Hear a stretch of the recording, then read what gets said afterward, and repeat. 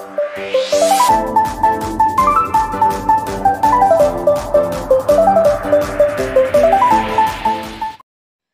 Friends, स्वागत है आप सभी का मेरे चैनल टीचिंग साइट्स में। फ्रेंड्स, आज हम लोग most popular classical sociological thinker Karl Marx के बारे में बात करने वाले हैं। फ्रेंड्स, कार्ल मार्क्स जर्मनी विद्वान थे। इनको आर्थिक निर्धारणवादी के रूप में भी जाना जाता है। आर्थिक निर्धारणवादी कहने का अर्थ है कि ये आर्थिक चीज़ों पे ज़्यादा फोकस करते थे, इसलिए हमको इनके लगभग सभी अवधारणाओं में आर्थिक चीज़ों की बातें ही देखने को मिलती है। तो फ्रेंड्स, हम लोग आज कार्ल मार्क्स के जन्म परिचय से लेकर के इनकी महत्वपूर्ण पुस्तकों को, इनकी महत्वपूर्ण अवधारणाओं को तथा अंत में हम इनके की पॉइंट्स मतलब जो महत्वपूर्ण बिंदुएं हैं उनके बारे में बात करेंगे। तो फ्रेंड्स, वीडियो में लास्ट तक बने रहिएगा, वीडियो को स्किप ना कीजिएगा, क्योंकि ये कार्ल मार्क्स का थ्योरी भी आपके लिए काफ़ी इम्पॉर्टेंट है और ये किसी भी एग्ज़ाम में यहाँ से क्वेश्चन आपको देखने को मिलेंगे। तो फ्रेंड्स, आप लोग स्क्रीन पर देख पा रहे हैं, हम लोग यहाँ पे आज सबसे पहले इनके बिब्लियोग्राफी यानी जीवन परिचय के बारे में बात करेंगे। तो फ्रेंड्स, कार्ल मार्क्स का जन्म जर्मनी प्रशिया के राइन नदी के तटवर्ती प्रदेश राइनलैंड के एक छोटे से नगर ट्रियर में 5 मई सन 1818 को एक यहूदी परिवार में हुआ था। फ्रेंड्स, कार्ल मार्क्स जैसा कि जर्मनी थे और ये प्रशिया के राइन नदी के तटवर्ती प्रदेश राइनलैंड के एक छोटे से नगर ट्रियर के रहने वाले थे और इनका जन्म सन 5 मई सन 1818 को एक यहूदी परिवार में हुआ था। इनके गुरु हीगल थे तथा इनके मित्र का नाम फ्रेडरिक एंजिल्स था। इनके गुरु का नाम हीगल था और इनके मित्र का नाम फ्रेडरिक एंजिल्स था। इनकी मृत्यु सन 1883 में हो गई थी। मार्क्स एक क्रांतिकारी विचारक थे। तो फ्रेंड्स, ये थी इनकी जन्म मृत्यु परिचय। हम लोग आगे देखेंगे इनकी कुछ इम्पॉर्टेंट बुक्स के बारे में, इन्होंने कौन कौन सी बुक्स लिखी हैं। इनकी सभी इम्पॉर्टेंट बुक्स में इनकी पहली बुक है इकोनॉमिक एंड पॉलिटिकल मैन्युस्क्रिप्ट, जो सन 1843 से 44 में पब्लिश हुई थी। इसके बाद दूसरी बुक है इनकी द होली फैमिली, जो 1845 में पब्लिश हुई थी। इनकी तीसरी बुक है द जर्मन आइडियोलॉजी, जो 1845 में पब्लिश हुई थी। इसके बाद इनकी जो चौथी बुक है वो है द कम्युनिस्ट मैनिफेस्टो, जो 1848 में आई थी। और इनकी पांचवी बुक है द पावर्टी ऑफ फिलोसॉफी, जो सन 1847 में आई थी। इसके बाद इनकी छठवीं बुक है the class struggle in France, जो सन 1850 में आई थी। और अगली बुक है इनकी, अगली और सातवीं बुक है दास कैपिटल, जो 1867, 1885 और 1894, मतलब ये जो दास कैपिटल इन्होंने बुक लिखी थी, इसको इन्होंने 3 खंडों में लिखा था। पहला खंड इनका 1867 में आया था और दूसरा खंड इनका 1885 में आया था, जबकि तीसरा खंड इनका 1894 में आया था। इस प्रकार से यहाँ पर आपको 3 ठो सन देखने को मिल रहे होंगे, क्योंकि इस बुक को इन्होंने 3 खंडों में बांट करके लिखा था। आगे इनका अगली बुक है the contribution to the critique of political economy, जो 1859 में ये बुक पब्लिश हुई थी। तो फ्रेंड्स, ये इनकी कुछ इम्पॉर्टेंट्स बुक है। आपको इसमें एक चीज़ और बताना चाहूँगी फ्रेंड्स, कि इसका जो ये the Holi family and the German ideology and communist manifesto, इनकी जो ये 3 बुक हैं, इन तीनों बुक को इन्होंने अपने मित्र फ्रेडरिक एंजिल्स के साथ मिलकर लिखा था। Friedrich Engels and Karl Marx दोनों के द्वारा मिलकर लिखी गई ये 3 बुक्स हैं the Holi family, the German ideology and communist manifesto. Friends, ये एग्ज़ाम के पर्पस से काफ़ी इंपॉर्टेंट है, क्योंकि पूछा जाता है कि कौन सी बुक कार्ल मार्क्स और एंजिल्स के द्वारा मिलकर लिखी गई है। तो ये 3 बुक हैं जिसको इन दोनों ने एक साथ मिल करके लिखा है। फ्रेंड्स, आगे हम लोग बात करेंगे कार्ल मार्क्स की कुछ इम्पॉर्टेंट कॉन्सेप्ट के बारे में, इनकी अवधारणाओं के बारे में, इन्होंने कौन कौन सी अवधारणाएं दी हैं, उनमें क्या क्या चीज़ें कही हैं। फ्रेंड्स, इनकी अवधारणाओं के बारे में मैं आपसे संक्षेप में मैं आपको बताना चाहूँगी। अगर आपको इसका डिटेल वीडियो चाहिए तो आप मेरे चैनल के साथ बने रहिएगा। इसको फिर मैं बाद में एक एक अवधारणाओं पे अलग से वीडियो अपलोड कर दूँगी। तो फ्रेंड्स आइए देखते हैं। सबसे पहला कॉन्सेप्ट है इनका द्वंद्वात्मक भौतिकवाद का सिद्धांत। कार्ल मार्क्स ने अपने द्वंद्वात्मक भौतिकवाद के सिद्धांत को अपने गुरु हीगल के चेतनाओं के द्वंद्व सिद्धांत से प्रेरित होकर दिया था। चेतनाओं का द्वंद्व सिद्धांत हीगल ने दिया था। हीगल ने वाद प्रतिवाद एवं समन्वय की बात की थी। उन्होंने कहा था कि चेतना में परिवर्तन के 3 स्तर होते हैं। सबसे पहले किसी विचार का उदय होता है अर्थात वाद होती है। दूसरे स्तर में इन्होंने कहा कि अनेक विचारों की अभिव्यक्ति के बाद विरोधी विचारों में संघर्ष होता है यानी प्रतिवाद होता है। तीसरे स्तर में इन्होंने कहा कि विचारों का समन्वय हो जाता है। अंत में समन्वय मतलब वाद प्रतिवाद और समन्वय की स्थितियों में इन्होंने चेतनाओं का द्वंद्व सिद्धांत को दिया था। तो फ्रेंड्स कार्ल मार्क्स हीगल के चेतनाओं के द्वंद्व सिद्धांत के लिए प्रेरित भी हुए और इनकी आलोचना भी की थी। कार्ल मार्क्स ने अपने ही गुरु की आलोचना की थी और इन्होंने कुछ चीज़ों को से प्रेरित भी हुई थी, उनको अपने सिद्धांत में लिया भी था। जैसे कि कार्ल मार्क्स ने हीगल के वाद प्रतिवाद और समन्वय को तो लिया, किंतु ये इस बात को मानने के लिए तैयार नहीं थे कि चेतनाओं में परिवर्तन के लिए हम 3 स्तरों को मानेंगे। कार्ल मार्क्स का कहना था कि हम चेतनाओं को नहीं लेंगे, चेतनाओं के स्थान पर हम भौतिक पदार्थों को लेंगे। कार्ल मार्क्स का कहना था कि अगर भौतिक पदार्थों में ये 3 स्थितियाँ बनती है तभी हमारे समाज में या भौतिक पदार्थों में परिवर्तन होता है। तो इस प्रकार मार्क्स ने द्वंद्वात्मक भौतिकवाद की अवधारणा दी थी, जिसमें इन्होंने कहा था कि भौतिक पदार्थों के कारण जब 2 वर्गों के बीच में द्वंद्व होता है यानी वाद प्रतिवाद और संवाद होता है, उसके बाद भौतिक पदार्थों में परिवर्तन होता है और नई स्थिति बन करके सामने आती है।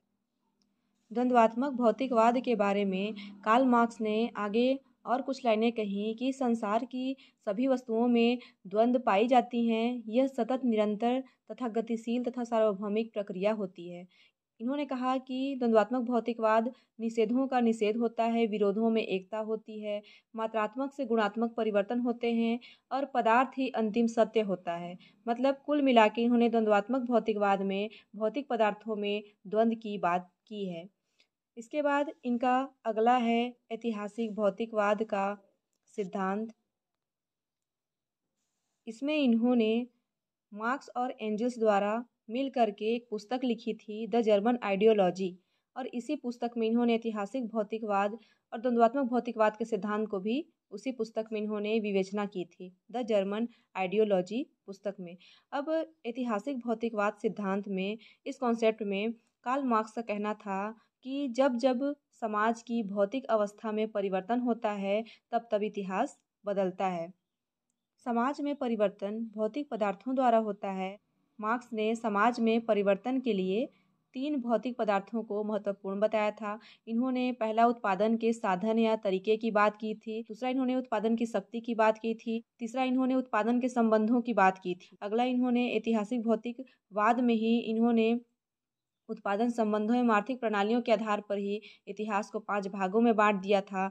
और पहला इन्होंने आदिम साम्यवादी युग कहा था, दूसरा दासत्व युग और तीसरा सामंतवादी युग, चौथा पूंजीवादी युग और पांचवा इन्होंने समाजवादी या साम्यवादी युग की बात की थी। इन्होंने पहला कहा था कि आदिम साम्यवादी जो युग होता है उस टाइम पे समाज वर्ग विहीन था, कोई वर्ग नहीं थे, शिकारी तथा खाद्य संग्राहक वर्ग विहीन समाज पाई जाती थी।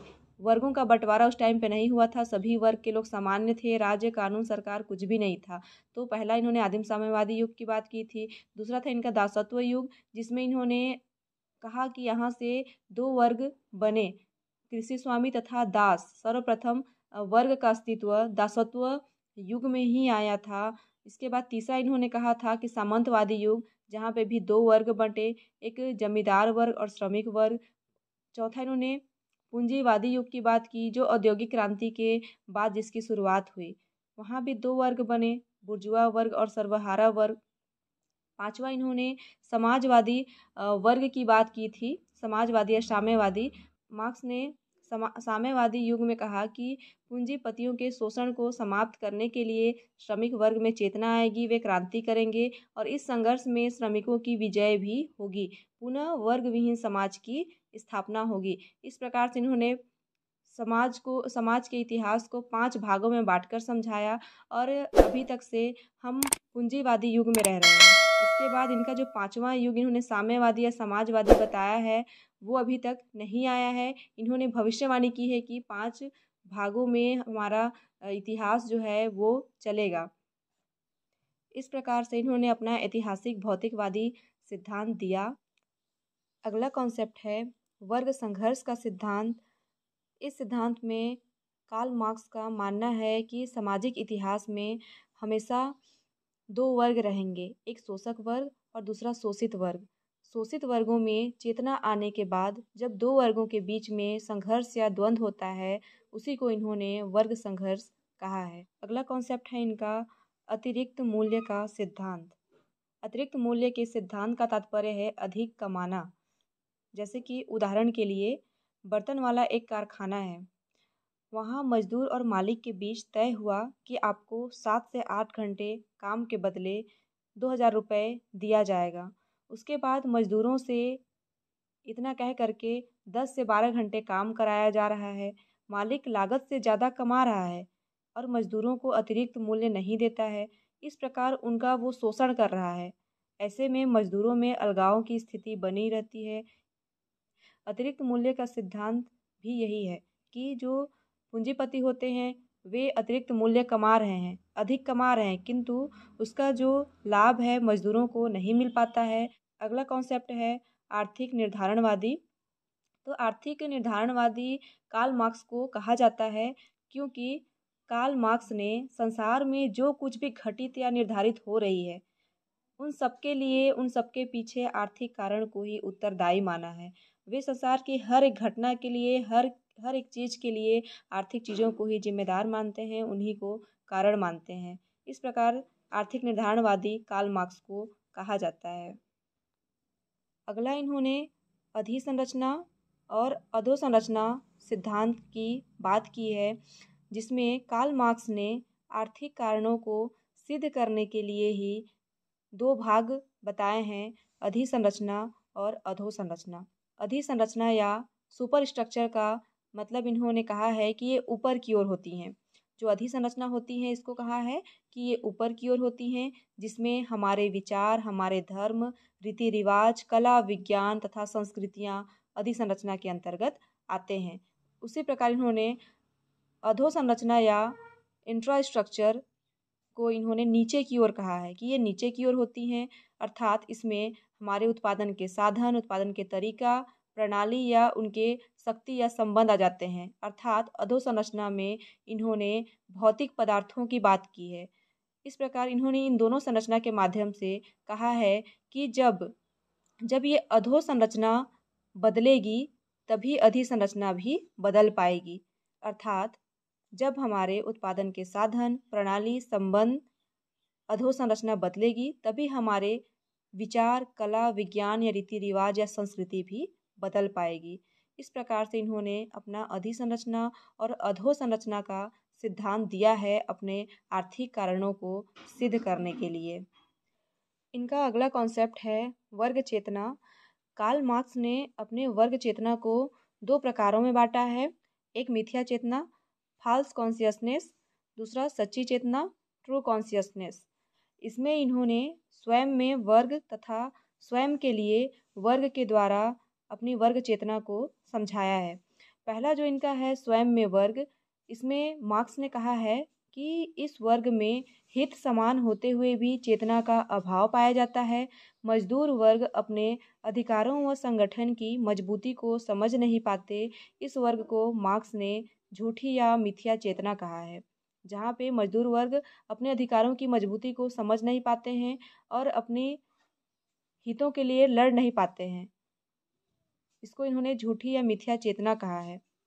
दूसरा है इनका स्वयं के लिए वर्ग या सच्ची चेतना, जिसमें मार्क्स ने कहा कि इस वर्ग में चेतना का विकास हो जाता है। जो मजदूर वर्ग होते हैं वे संगठित होकर अपने वर्ग के उद्धार के लिए तथा अपने अधिकारों के लिए पूंजीपतियों से लड़ते हैं और अंत में उनकी विजय भी होती है। इस वर्ग को मार्क्स सच्ची चेतना कहते हैं। सच्ची चेतना को कार्ल मार्क्स ज़्यादा उपयुक्त मानते हैं। अगला इन्होंने अलगाव या विमुखन की बात की है। अलगाव का शाब्दिक अर्थ होता है स्व से अलग हो जाना। इसमें कार्ल मार्क्स ने अलगाव के बारे में कहा है कि पूंजीपति जब श्रमिकों पर बहुत ज़्यादा शोषण करने लगते हैं, जिससे श्रमिकों में अलगाव की स्थिति उत्पन्न हो जाती है। जैसे हमने अभी ऊपर बात किया अतिरिक्त मूल्य का सिद्धांत में, जो पूंजीपति होते हैं वे श्रमिकों को उचित मूल्य नहीं देते हैं, उनका शोषण करते हैं, उनसे जितना कहा गया होता है उससे अधिक काम करवाते हैं। तो ऐसे में जो श्रमिक होते हैं उनमें अलगाव की स्थिति बनती है। इस प्रकार से अलगाव की बात कार्ल मार्क्स ने की है। अगला इन्होंने सामाजिक परिवर्तन की, जिसमें इन्होंने सामाजिक परिवर्तन की उद्विकासीय व्याख्या की है। उद्विकासीय का तात्पर्य होता है एक निश्चित दिशा में होने वाला परिवर्तन। मार्क्स ने उत्पादन के तरीकों या भौतिक पदार्थों के माध्यम से परिवर्तन को ऐतिहासिक भौतिकवाद में 5 भागों में बांटकर बताया है और परिवर्तन की ओर कहा है, जिसमें एक निश्चित दिशा में परिवर्तन हो रहा है। इस प्रकार इनका सामाजिक परिवर्तन का सिद्धांत उद्विकासीय है। अगला हम लोग कार्ल मार्क्स की पॉइंट्स के बारे में बात करने वाले हैं, जो एग्ज़ाम के पर्पज़ से काफ़ी इम्पॉर्टेंट है। आप लोग इनके की पॉइंट्स को ज़रूर पढ़िएगा। पहला इन्होंने कहा है कि कार्ल मार्क्स को गरीबों का मसीहा कहा जाता है, क्योंकि उन्होंने गरीबों के हित में ज़्यादा बातें की हैं। दूसरा है दास कैपिटल को इन्होंने समाजवादियों का बाइबिल कहा है। अगला की पॉइंट है इनका कि मार्क्स के अनुसार समाज में हर एक परिवर्तन के लिए आर्थिक कारण जिम्मेदार होती हैं। ये आपको मैंने वीडियो के स्टार्टिंग में ही बताया था कि इन्होंने अपने सभी सिद्धांत में आर्थिक चीज़ों को ही ज़्यादा महत्वपूर्ण माना है। अगला है मार्क्स के अनुसार धर्म एक भ्रामक सूर्य है, धर्म जनता की अफीम है। अर्थात कार्ल मार्क्स धर्म को कुछ नहीं मानते थे, ये धर्म के विरोधी थे।